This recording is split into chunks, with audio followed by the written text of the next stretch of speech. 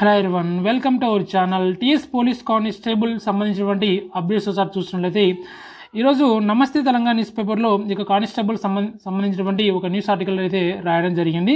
Constable ఉద్యోగాలకు supreme court clearance అని మనకు ఒక మెయిన్ హెడ్డింగ్తో ఈ ఆర్టికల్ అయితే రాయడం జరిగింది. ఫ్రెండ్స్, నేడో రేపో బోర్డు నుంచి అధికార ప్రకటన రానుంది. 12 నుంచి appointment orders CM Revanth Reddy చేతుల మీదుగా అందజేత అన్ని విభాగాలకు రాష్ట్ర హోంశాఖ ఆదేశాలు అయితే ఇవ్వడం జరిగింది. కేసీఆర్ ప్రభుత్వంలోనే ఈ యొక్క 17,516 ఉద్యోగాలకు తుది ఫలితాలు విడుదల చేయడం జరిగింది అన్నట్లుగా మనకు ఇక న్యూస్ ఆర్టికల్లో రాయడం జరిగింది. ఫ్రెండ్స్, ఒకసారి మనం పూర్తి వివరాలు చూసినట్లయితే కానిస్టేబుల్ ఉద్యోగాలకు ఎంపికైన 15,750 మంది అభ్యర్థులకు సుప్రీంకోర్టు నుంచి పెద్ద ఊరట లభించింది.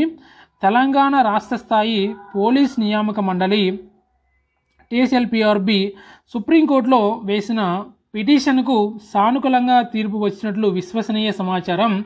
మనకు Telangana TSLPRB board police board వచ్చేసి సుప్రీంకోర్టును అయితే ఆశ్రయించడం జరిగింది.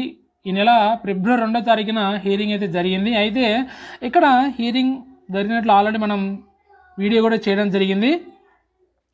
అయితే ఇక్కడ బోర్డుకు సానుకూలంగానే ఇక్కడ తీర్పు వచ్చినట్లు మనకైతే తెలుస్తుంది. ఫ్రెండ్స్, ఇక్కడ దానికి సంబంధించిన ఇన్ఫర్మేషన్ ఇక్కడ రాయడం జరిగింది. సుప్రీంకోర్టులో వేసినటువంటి పిటిషన్కు సానుకూలంగా తీర్పు వచ్చినట్లు విశ్వసనీయ సమాచారం తెలుస్తుంది.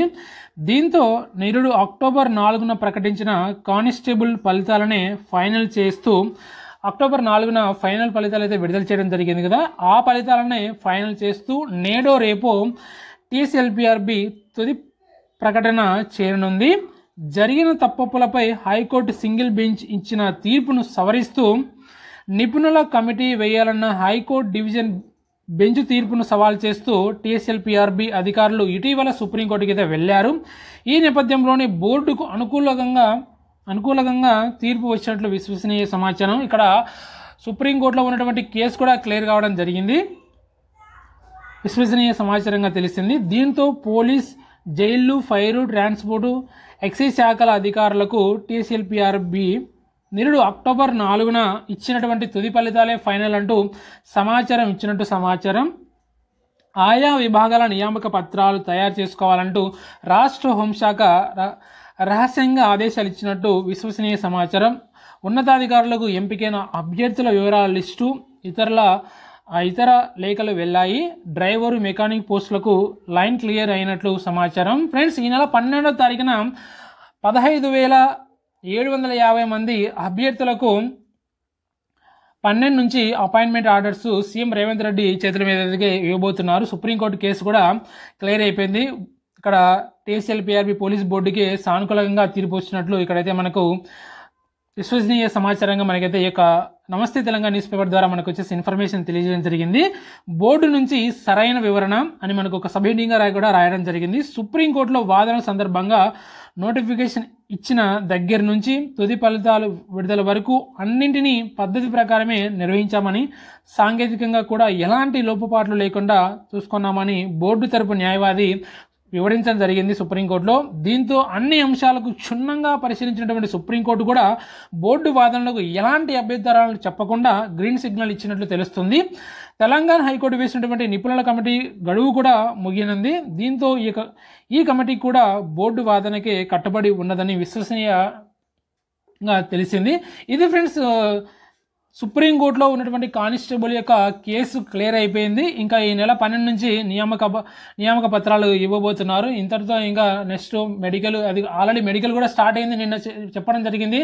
మెడికల్ గురించి ఇన్ఫర్మేషన్ కూడా నిన్న మీకు ఒక వీడియో చేయడం జరిగింది. నేను ఆల్రెడీ మెడికల్ సంబంధించి ఆల్రెడీ మెడికల్ కూడా చేస్తున్నారు. తర్వాత ట్రైనింగ్ కూడా త్వరలోనే ఉంటుంది. అదేవిధంగా ఇక్కడ చూడొచ్చు, 12 నుంచి నియామక పత్రాలు. ఈ నెల 12 నుంచి ఉద్యోగాలకు ఎంపికైన వారికి అపాయింట్మెంట్ ఆర్డర్స్ ఇవ్వనున్నట్లు విశ్వసనీయ సమాచారం. 12 నుంచి నియామక పత్రాలు ఇచ్చేలా ప్రింటింగ్ ఏర్పాట్లు చేసుకోవాలని సీఎంఓ హోంశాఖ నుంచి ఆదేశాలు వెళ్ళాయి.